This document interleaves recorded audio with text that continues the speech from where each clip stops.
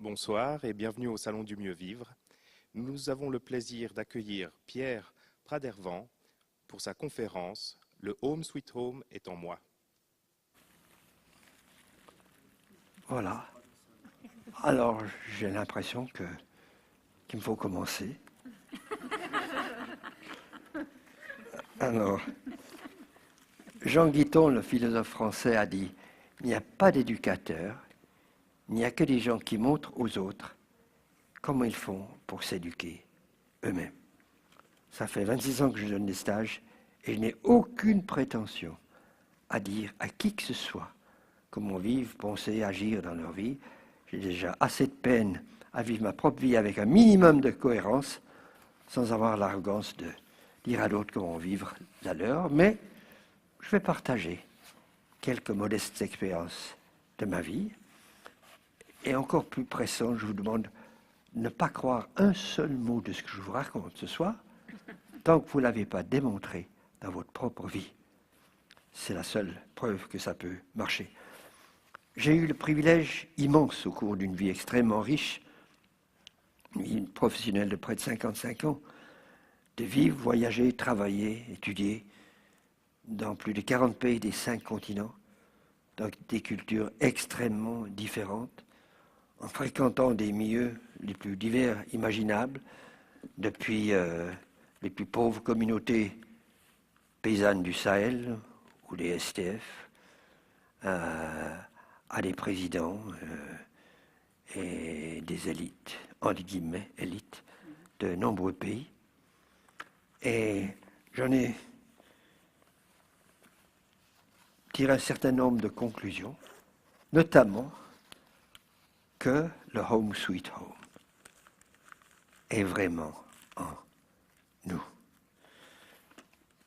C'est un état d'esprit plutôt qu'une situation matérielle qui dépend très peu des conditions matérielles, même si la publicité omniprésente de nos sociétés nous matraque exactement le message contraire de minute en minute. Et nous sommes des adhérents enthousiastes de ce message, qui est un des plus grands mensonges de l'histoire, à savoir que consommer, ça rend heureux. Est-ce que vous vous êtes demandé pourquoi pratiquement toutes les pubs ont des gens qui ont un grand sourire? Vous ne voyez pas beaucoup de pubs avec des gens comme ça. Ben, le message sous-jacent, c'est consommer vous rend heureux. Et le deuxième message, beaucoup plus subtil, c'est que si vous ne consommez pas, vous ne serez pas heureux. Or, le plus grand maître, un de mes plus grands maîtres de vie,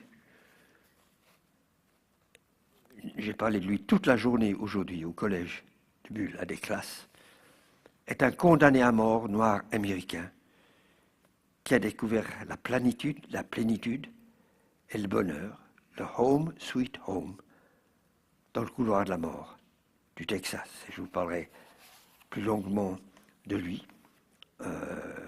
Roger McGowan, c'est son nom. J'ai écrit 2 livres sur lui qui sont sur le stand de Payot. Est un noir américain du ghetto de Houston, au Texas, Ward 5, qui est un des pires ghettos de Houston, né dans une famille de 10 enfants, de 9 pères différents, qui a grandi dans une pauvreté immense. Il avait donc 9 frères et sœurs, et il est le seul de sa famille à avoir terminé son école primaire, avoir obtenu un job régulier, un appartement, et le seul à avoir eu une voiture. Donc tous ses frères et sœurs empruntaient sa voiture quand ils en avaient besoin. Roger a grandi dans une immense pauvreté, comme je l'ai dit. Souvent en hiver, il n'avait pas de souliers pour aller à l'école, mais il allait à pieds nus et pas de manteau pour se réchauffer. Et il peut faire frais en hiver à Houston. Et Sa mère a eu un AVC ou une attaque quelconque et a été transportée à l'hôpital. Elle est tombée dans un long coma dont elle est sortie juste quand Roger l'a visitée. Elle lui a dit ses dernières volontés, notamment qu'il s'occupe de son grand frère Charles, qui était devenu un petit gangster et qui avait mal tourné. Et puis elle est retombée dans le coma. Alors vous imaginez l'impact que ça a laissé sur Roger. Et un jour, son grand frère a emprunté sa voiture avec son cousin. Et ils sont allés faire un hold-up qui a mal tourné. Roger a été arrêté. Donc le frère a tué la tenancière d'un bar en voulant le voler.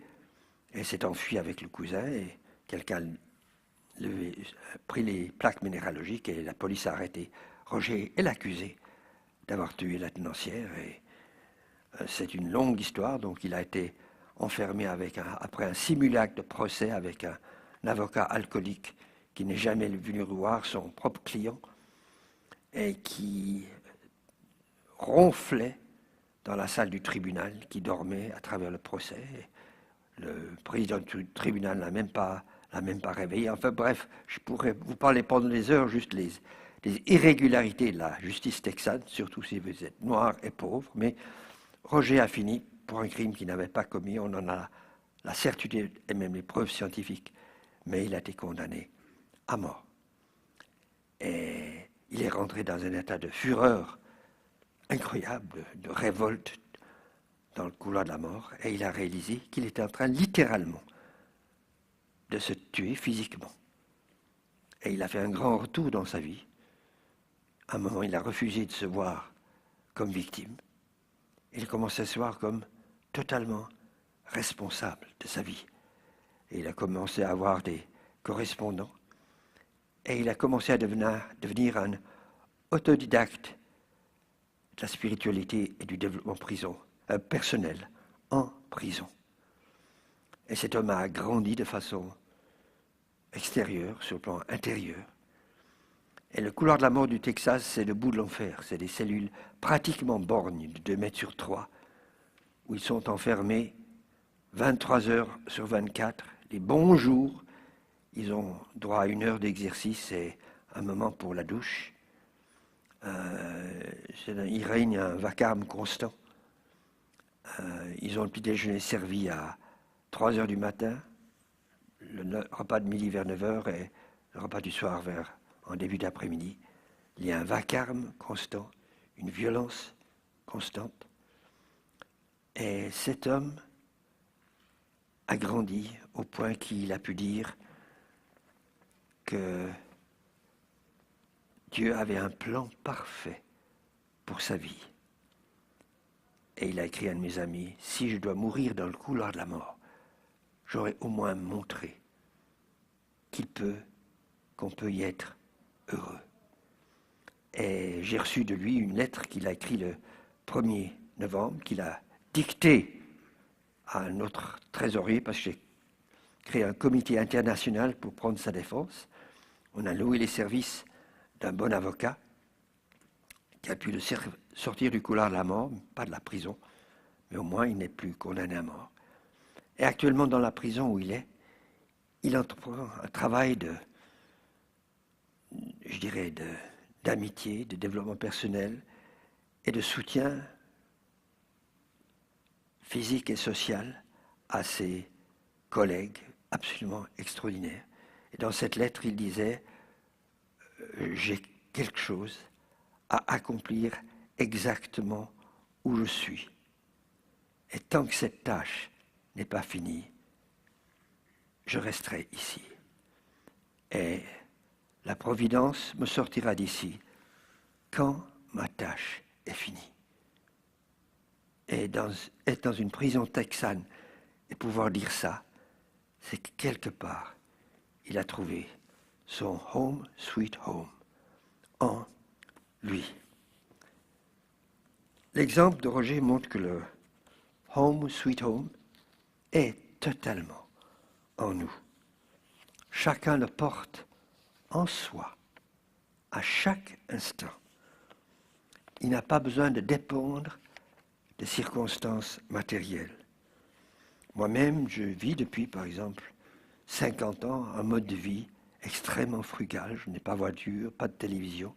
Je mange très très simplement. Je ne fais pas de grands voyages à l'étranger pour des raisons écologiques, sauf ma visite annuelle pour voir Roger au Texas. Je vis depuis 30 ans, si ce n'est plus 40 ans, une phrase de Lao Tzu qui dit « Celui qui sait qu'il a assez est riche ». J'ai vu tant de gens qui vivent dans ce que nous appellerions une pauvreté extrême, mais qui pour eux est suffisant. Que je sais, j'ai vécu 11 ans en Afrique, j'ai connu des gens extrêmement pauvres en milieu sahélien, mais pourtant qui rayonnaient un bonheur et une plénitude insoupçonnés. Et donc, ce n'est pas du romantisme de la pauvreté. J'ai vécu ces gens, je suis le membre fondateur de ce qui fut la plus grande fédération de paysans, d'organisations paysannes de la base en Afrique dans les années 70. Et j'ai fait en 87 un voyage de 14 000 kilomètres dans plus de 100 villages africains, discuté avec 1300 paysans et paysannes, et découvert tant de gens qui avaient un contentement profond, parce que ce contentement, ce home, était en eux.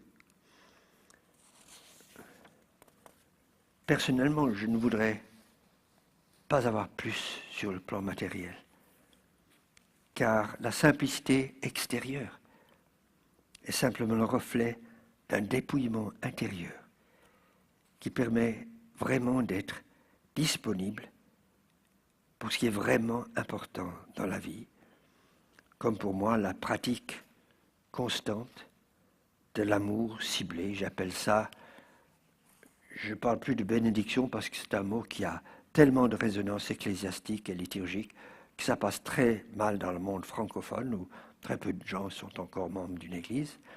Mais cette pratique d'un envoi d'amour ciblé à n'importe qui, n'importe où. J'ai découvert ça il y a 30 ans. J'avais été victime d'une injustice immense.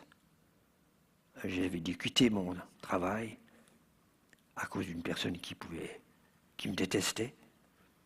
Et j'en ai conçu une rage, une rancune qui me dévorait nuit et jour.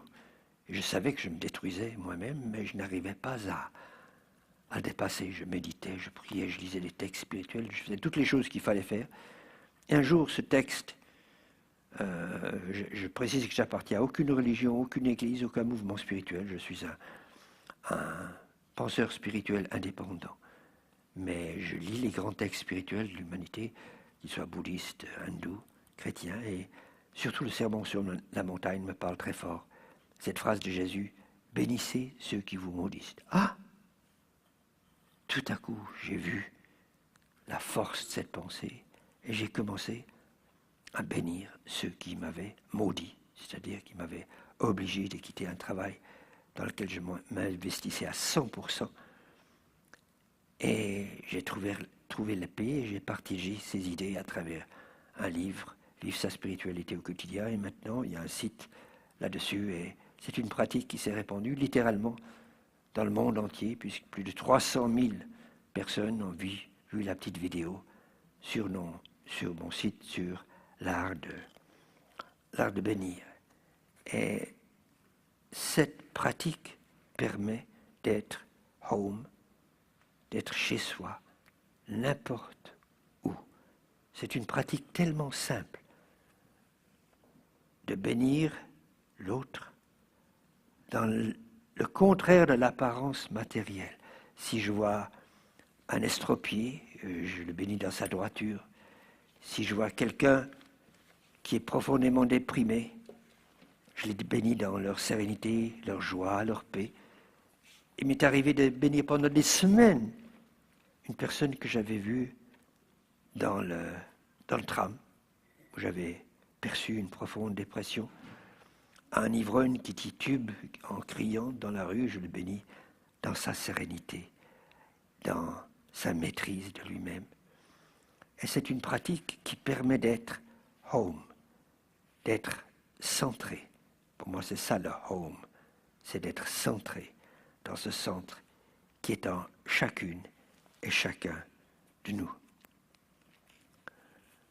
Tant que nous cherchons le home, sweet home, à l'extérieur de nous-mêmes, nous nous exposons à tous les aléas d'un monde de plus en plus instable et par certains côtés assez fou, un monde où certains prédisent un crash financier dans quelques années qui pourrait être bien pire que le dernier, suivi d'un crash économique, sans parler de la crise écologique qui est inscrite dans les faits, à moins que nous faisons un changement radical dans notre structure socio-économique, ce qui ne semble pas tout à fait dans le projet des gouvernements. Ils ont tous signé la déclaration de Paris sur l'environnement, les grands principes, mais tous se réjouissent dès que le taux de croissance de leur économie augmente, ce qui est l'absolu contraire. Parce qu'augmenter la croissance matérielle, c'est polluer plus l'environnement avec le type de croissance matérielle que nous avons aujourd'hui. Je précise ça. Mais quand le home sweet home est en nous, il est beaucoup plus difficile, voire impossible, à détruire ou même à diminuer. Car dans n'importe quelle situation, que nous soyons au Montreux Palace ou dans le couloir de la mort, nous avons à chaque instant le choix entre complainte, indifférence et gratitude. Et nous faisons le choix. C'est la plus grande liberté que nous avons dans notre vie, une liberté extraordinaire, de pouvoir choisir à chaque instant l'état de nos pensées et de nos sentiments. Si Roger peut le faire dans le couloir de la mort, dans le pire endroit de l'enfer aux États-Unis, peut-être que nous pouvons le faire ici à Forum-Fribourg, dans un salon sur le bien-être, et chacune de nous, dans sa vie quotidienne. Et je pense, je vous ai parlé de ce voyage que j'ai fait de 14 000 kilomètres, où j'ai rencontré des paysannes absolument extraordinaires. Je pense et quand j'ai raconté ça tout à l'heure au collège de Bulle, j'ai failli éclater en pleurs, tellement cette histoire me touche encore 30 années plus tard. Je ne crois pas que je vais éclater en pleurs ici, donc n'ayez pas peur.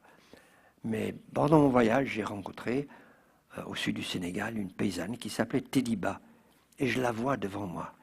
Une belle peule. Les peules ont un corps très fin, très très belle.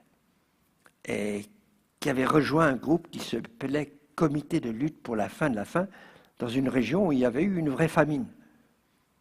Et elle avait commencé avec ses amis dans son village à faire produire des légumes, à faire des potagers, ce qu'ils n'avaient jamais fait avant.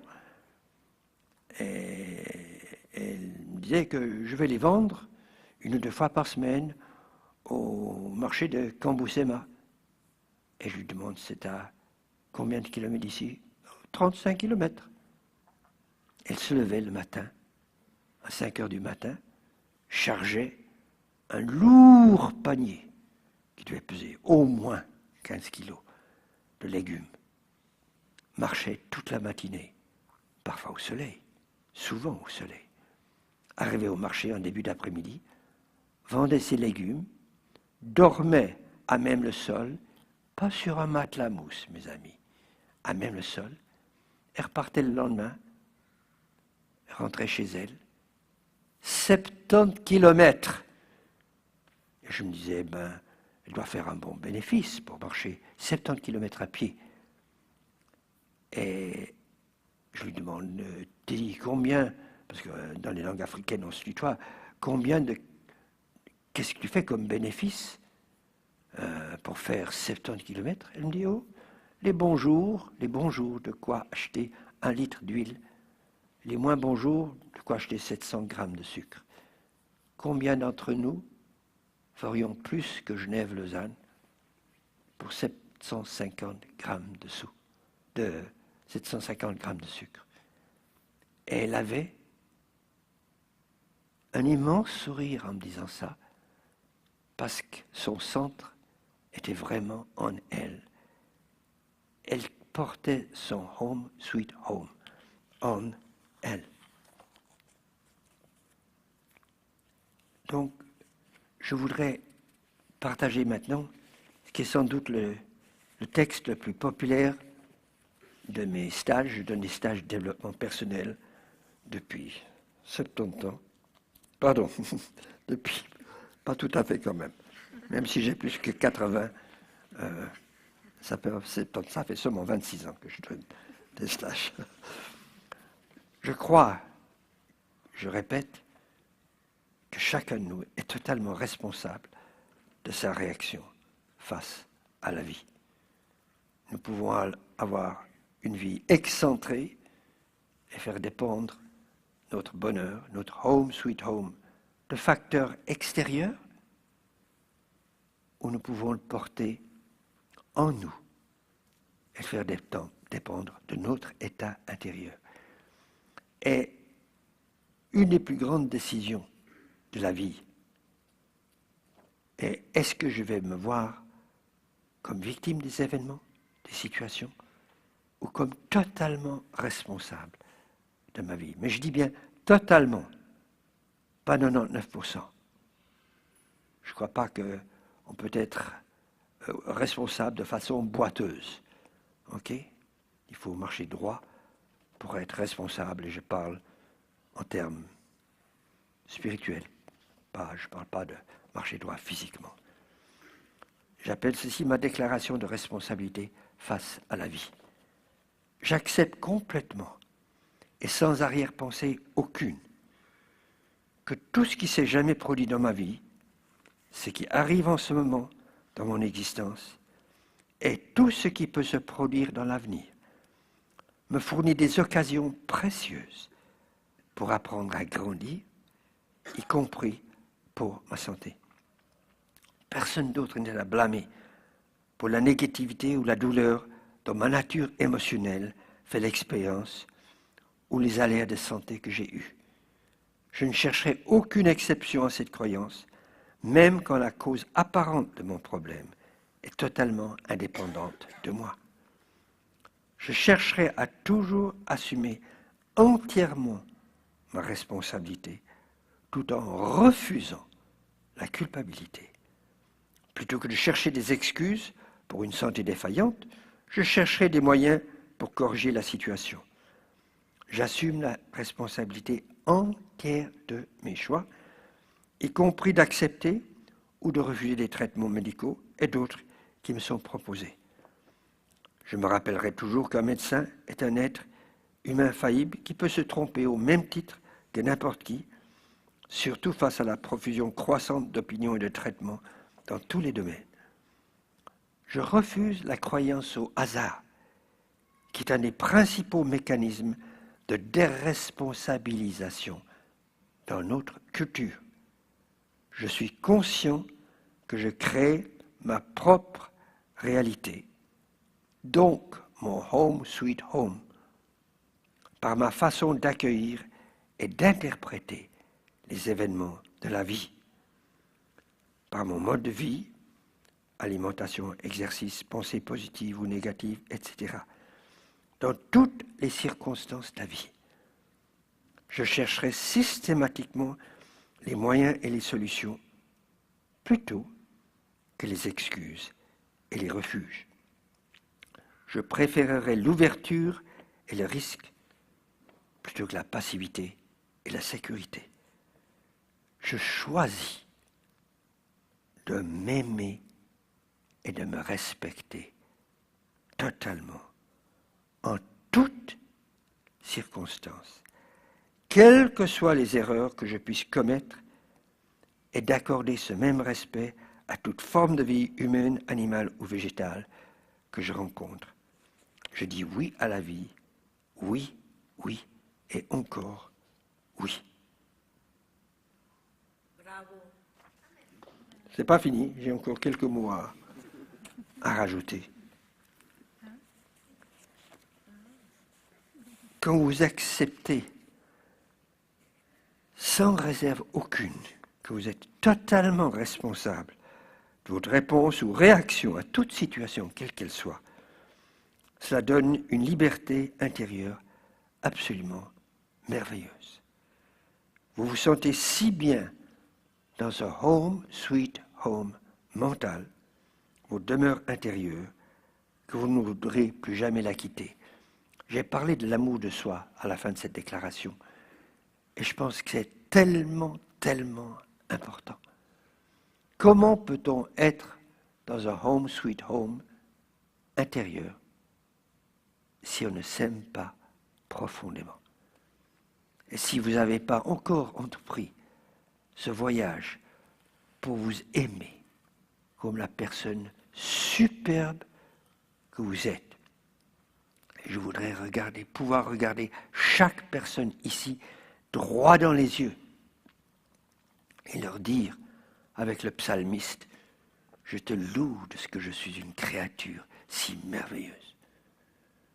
J'ai un petit livre, Apprendre à s'aimer, au Stampaillot. Peut-être que ça pourra aider certaines ou certains à faire ce passage indispensable pour trouver le contentement intérieur, le home sweet home, en eux.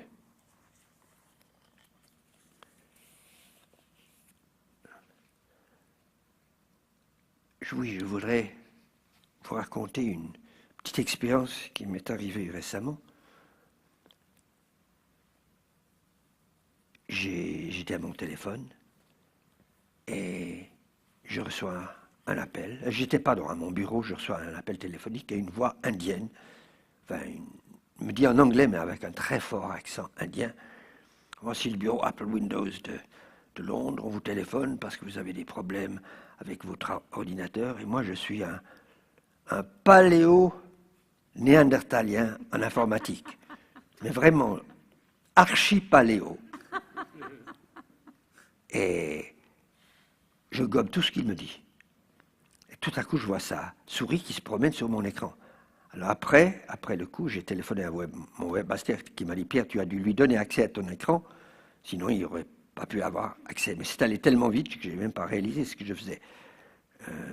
Comme disent mes patriotes vaudois, je suis un grand gnolu dans ce domaine. Je ne sais pas si le terme existe dans le canton de Fribourg aussi. Ok.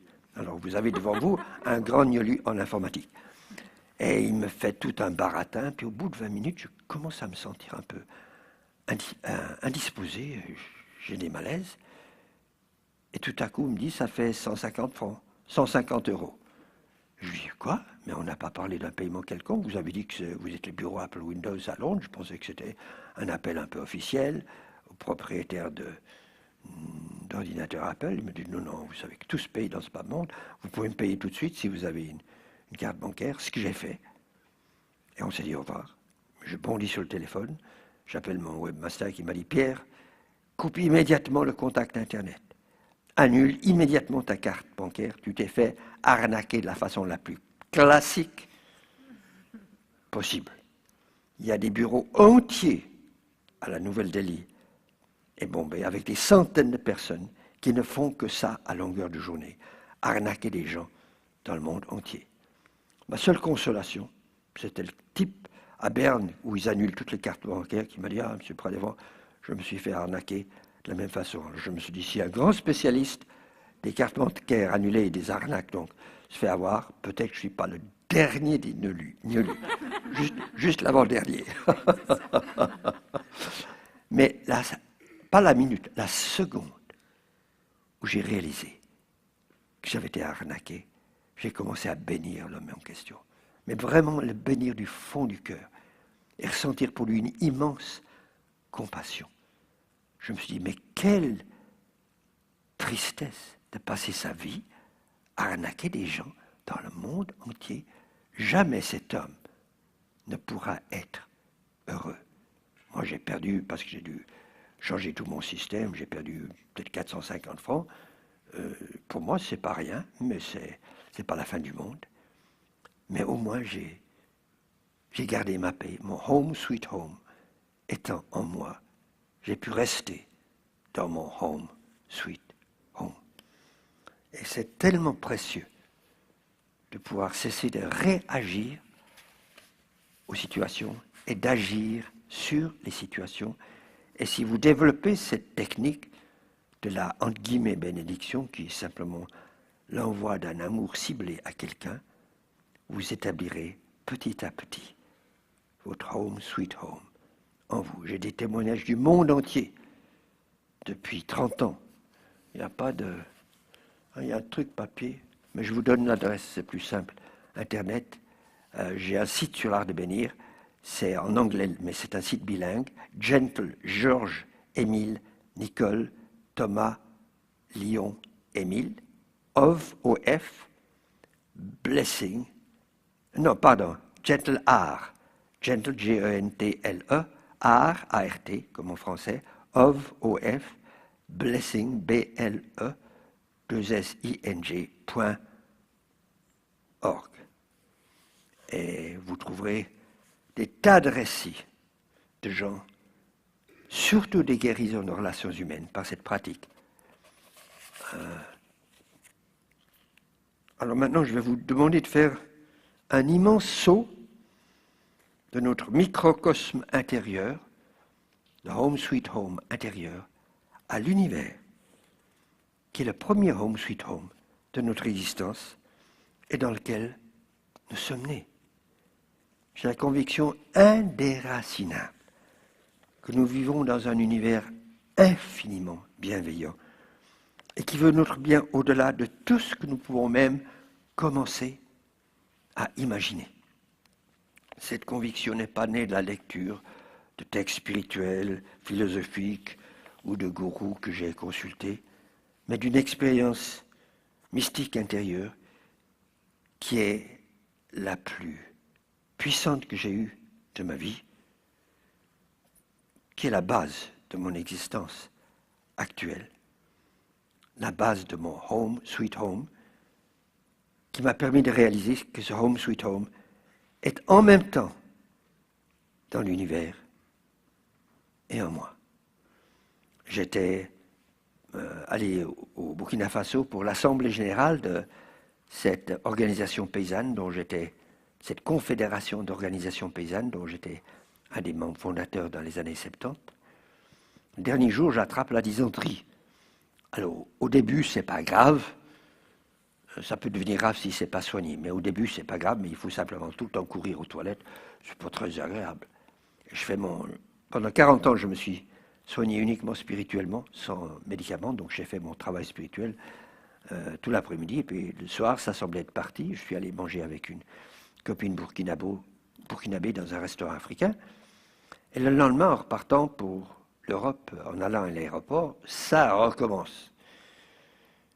Et dans l'avion, j'étais avec mes textes spirituels, mes mantras, mes affirmations, mes prières, enfin tout le bardac que je faisais quand j'avais un problème médical, physique. Et à côté de moi, j'étais à côté d'un petit garçon non accompagné, avec sa petite pancarte, avec son nom, son adresse, son téléphone et tout ça. Et la stewardess qui s'occupait de lui était adorable. On aurait dit sa mère. Elle venait constamment voir s'il était OK. À un moment, elle vient lui parler avec une tendresse toute particulière. Et soudain, j'ai senti pour cette femme une gratitude cosmique. Et puis, j'ai été projeté dans un espace, en dehors de l'avion, en dehors du temps, où il n'y avait plus que le ressenti de l'amour. Il n'y avait absolument plus rien d'autre. L'amour était la seule cause, le seul effet, le seul pouvoir, la seule présence, la seule puissance, la seule réalité. Il n'y avait absolument rien Et le plus merveilleux, c'est que Pierre Pradevant avait complètement disparu. Le mental avait disparu. Donc mon ego avait disparu. Et pendant quelques instants, je ne sais pas si c'était 5 minutes ou une demi-heure, puisque j'étais hors du temps, la conscience divine était ma conscience. Il n'y avait plus que le ressenti de cet amour infini, où je me sentais totalement chez moi. Home, sweet home. Et cet amour était à l'extérieur, mais il était aussi en moi. Il était aussi moi. Tout comme la vague est totalement un avec l'océan. Nous sommes un, même si c'est à notre insu, avec cet amour infini. Et soudain, j'étais de nouveau dans ma place dans l'avion. Je ressens quelque chose qui bouge dans mes entrailles. En quelques secondes, la dysenterie avait disparu. Mais la vraie guérison, c'était ma guérison, la vision d'un monde divisé. Pour voir que tout est l'amour infini qui s'exprime. Pour ceux qui sont intéressés par la guérison spirituelle, j'ai pratiqué pendant 40 ans. Je donne un stage à Lausanne là-dessus, samedi en 8, donc le 17 novembre. Comment pouvons-nous nous sentir totalement chez nous, dans un home sweet home qui n'est qu'amour, un amour infini, total, qui ne demande absolument rien de nous, qui ne punit jamais, jamais, jamais, qui éradique complètement la croyance au karma, à savoir que nous payerions pour des erreurs commises dans des vies précédentes par sa grâce omniprésente. Et je voudrais que personne quitte ce forum en pensant « Chouette, je vais me construire mon petit home sweet home bien cosy, où je serai si bien quoi qu'il se passe dans ce monde de tsunami collectif. » Car ça, ce n'est qu'une vision matérialiste et dualiste du monde et de l'univers, qui nous fait croire que mon bien peut être séparé ne serait-ce qu'un instant de celui de mon voisin. Une ancienne version araméenne, qui était la langue de Jésus, du deuxième commandement dit, au lieu de aimer mon prochain comme moi-même, cette version dit, aimer mon prochain qui est moi-même. C'est la différence entre le dualisme et le non-dualisme. Je crois que si cette vision était vécue et généralisée, notre planète serait complètement transformée en moins d'une génération. Et un jour, nous y arriverons. Je suis fondamentalement optimiste. Un jour, le home sweet home ne sera pas seulement notre petit microcosme, que ce soit Corcelles près Payerne, d'où je suis originaire, Fribourg ou le petit village de Bienchaud chez nous, niché dans une petite combe au pied du Jura. Le home sweet home sera la planète entière. Et nous reconnaîtrons en chaque être, chaque plante, chaque animal, chaque être, le reflet de nous-mêmes. Et comme j'adore les histoires, un jour je ne ferai plus qu'enseigner par des histoires, et que j'ai encore quelques minutes, et que j'ai commencé avec 3 minutes de retard, donc je suis dans les temps, je voudrais vous raconter vraiment mon histoire spirituelle préférée.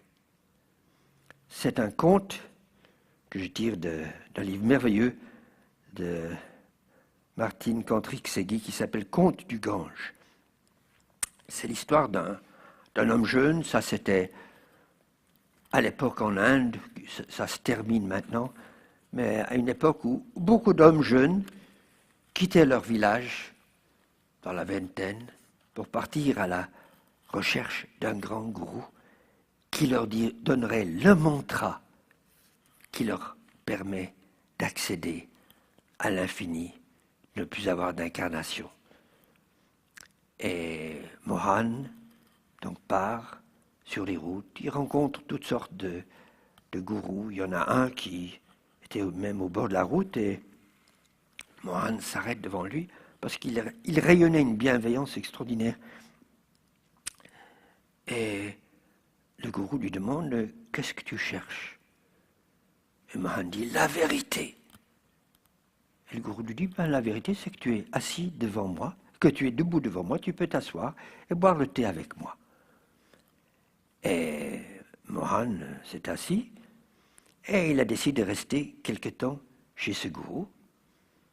Mais au bout de peu de temps, il en a eu marre parce que tout ce que le gourou leur disait, c'était répéter sans arrêt le nom de Dieu. C'est quelque chose de très puissant que je pratique assez souvent. Sauf que je n'utilise pas les lettres Dieu parce que personne ne sait, absolument personne ne sait ce qu'est Dieu. Mais il y a une présence, une intelligence incroyable qui nous dirige. Alors, il quitte le gourou et repart sur les routes. Et finalement, il rencontre le grand maître du Vedanta, qui finalement pouvait assouvir sa soif de comprendre. Mohan était très dans la tête. Il avait besoin de comprendre les Écritures dans leur subtilité, comme beaucoup de chrétiens ont besoin de comprendre la Bible dans son vrai sens. Et je dis ça parce que j'ai fait la théologie avant de faire la sociologie, donc je ne suis pas totalement ignorant de ces choses. Et dans la journée, comme c'était la tradition, Mohan gardait les vaches de son maître, et le soir, il étudiait à ses pieds. Et sa soif de comprendre mentalement était complètement assouvie, tellement leur maître savait expliquer les plus subtiles nuances des Écritures. Mais un jour, le maître décide de s'en aller. Et Mohan reprend sa route. Et un jour, il arrive totalement affamé et près de l'écroulement dans un village très pauvre. Et les villageois l'accueillent avec une grande bienveillance, le soignent, s'occupent de lui et réalisent qu'il avait une immense intelligence de leurs écritures. Et comme il n'avait pas de brahman dans le village, il demande à Mohan de rester. Les villageois lui disent « Nous, on te nourrira, on s'occupera de toi, on va te construire une petite hutte, et puis tu seras là pour enseigner nos jeunes. » Et Mohan s'installe dans le village. Il y avait un jeune surtout qui s'appelait Sarala, qui était absolument persuadé que Mohan était le grand maître qu'il cherchait, qui lui donnerait le mantra sacré, qui lui ouvrirait les portes de l'illumination. Et il était tout le temps rôdé autour de Mohan pour voir s'il pouvait lui rendre le moins de service. Et ça irritait un peu Mohan, qu'il prenait un peu pour un simplet. Ce Sarala certainement aurait besoin de beaucoup d'incarnations pour progresser un petit peu. Et à l'insu de Mohan, Sarala dormait sur le pas de porte de Mohan si jamais il avait besoin de quelque chose pendant la nuit pour être à sa disposition. Et un jour, Mohan, poussé par un besoin naturel qui lui arrivait de temps en temps la nuit, heurte Sarala sur le seuil de sa maison. Et dans un moment d'énervement, il lui crie « Toujours toi !» Et Sarala se réveille et d'un bond, il est debout. Et il a interprété ce « Toujours toi » comme le grand mantra sacré, parce qu'il a remplacé le petit T de l'ego par le grand T du divin.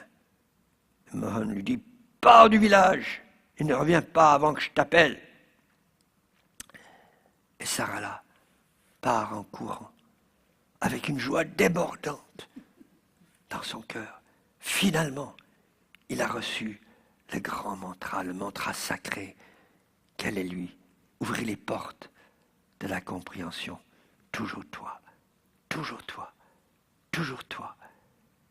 Partout où il allait, il répétait toujours toi, que ce fût un paysan sur son char, un paysanne qui récoltait du riz, un tigre dans la forêt, des oiseaux, les fruits d'un arbre. Tout, partout autour de lui, était toujours toi. Il n'y avait que ça. Et petit à petit, au fil des ans, son regard s'approfondit. Les gens sentent en lui une présence extraordinaire, quelque chose de profond. Un jour, il arrive dans un très pauvre village d'Intouchable, où une veuve avait perdu son seul fils adolescent. Dans l'Inde, encore aujourd'hui, mais surtout autrefois, la situation d'une veuve était très, très difficile. Elle était un peu au banc de la société. Et pour une veuve qui n'avait qu'un seul enfant, garçon, qui meurt adolescent, c'était la catastrophe, la fin du monde. Le bûcher était déjà dressé, on allait allumer le feu, et Sarala arrive. Et tout le monde sent chez cet homme une présence incroyable. Il lui disait, écoutez, est-ce que tu peux prier pour ressusciter ce jeune homme? Et Sarala leur dit, écoutez mes amis, moi je n'ai pas le don de ressusciter les morts, mais je m'installerai au pied du bûcher et je répéterai le mantra sacré que mon grand maître Mohan m'a donné il y a des années. Et à l'insu de Sarala, il avait parcouru un immense cercle de milliers de kilomètres dans l'Inde et était à quelques kilomètres de son village d'origine, où Mohan enseignait encore.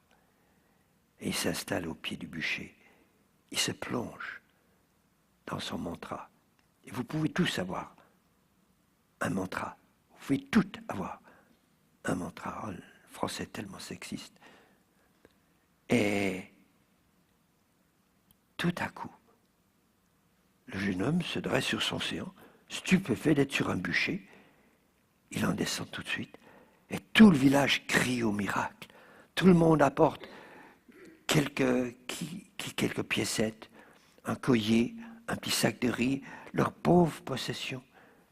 Et Sarah leur dit, mes amis, je n'ai rien fait. Je n'ai fait que répéter le mantra de mon maître Mohan. C'est lui qu'il faut aller remercier. Et alors ils reprennent toutes leurs petites possessions et en foule, ils vont au village de Mohan, à quelques kilomètres. Et Mohan voit cette foule bigarrée arriver. Tout se raconte en même temps. Au bout d'un moment, il commence à comprendre qu'un de ses disciples aurait ressuscité un mort. Le problème, c'est qu'il ne se connaissait aucun disciple de ses disciples capable du moindre miracle, ne parlons pas de ressusciter un mort, lui compris. Et il dit aux villageois, mais écoutez, allez chercher ce Sarala, dites-lui que je voudrais le voir. Et les villageois retournent. Sarala était déjà reparti sur les routes en répétant toujours toi, toujours toi, toujours toi. Et les villageois la rattrapent et lui disent, ton maître Mohan te demande. Ah, le grand jour. Vous vous rappelez que Mohan lui avait dit, ne reviens pas tant que je ne te fais pas appeler. Et il revient, se dépêche de rentrer au village.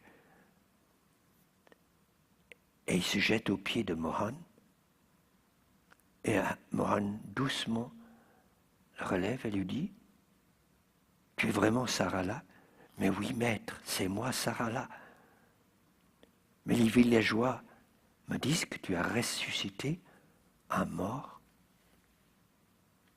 Oh maître, tout ce que j'ai fait, c'est répéter ton mantra.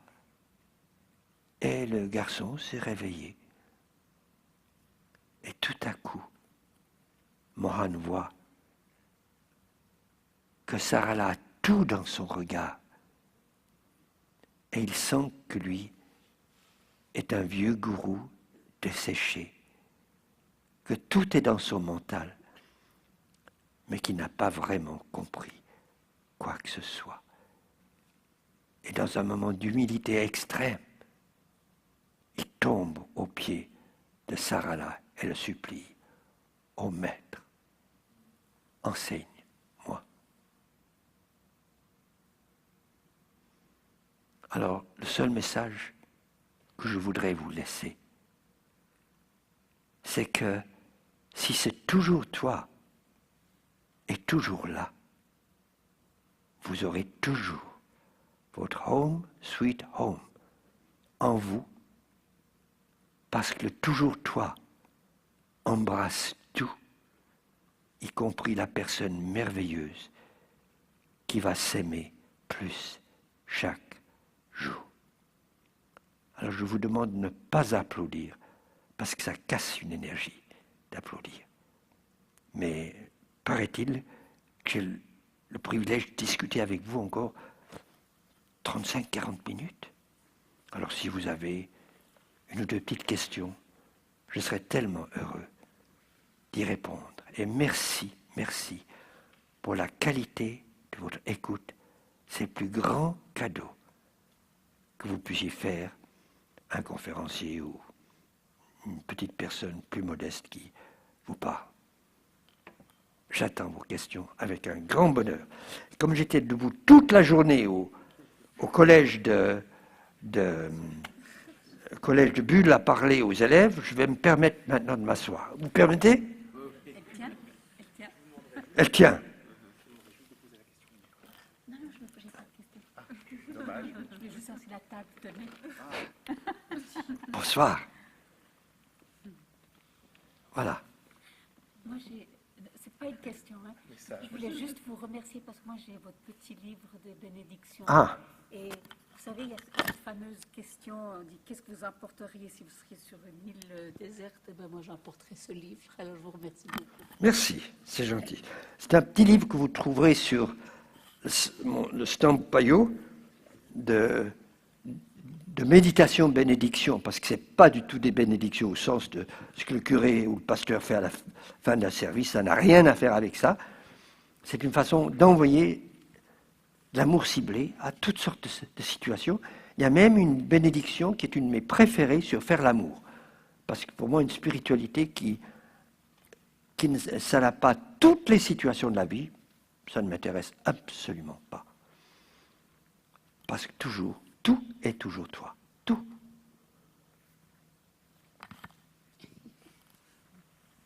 S'il n'y a aucune question, mais il n'y a aucun problème, ça ne me pose absolument pas de problème. Voilà, monsieur a une question. Bonjour Pierre. Bonjour. J'ai eu la chance de faire avec toi, il y a plus de 20 ans, une semaine dans ton chalet dans le Val d'Airain, au Silence qui chante. Tu m'excuses de ne pas me rappeler parce que j'ai eu plus de 5000 personnes dans mes stages. Et 20 ans, c'est un peu beaucoup. Et tu as changé aussi. Bien. Et puis je te retrouve très bien ce soir aussi dans tout ce que tu dis.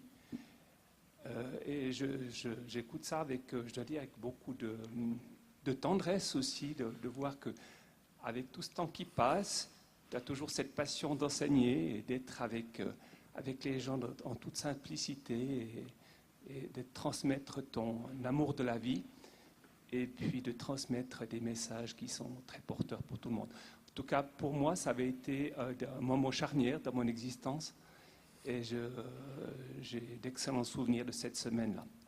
Merci. Encore.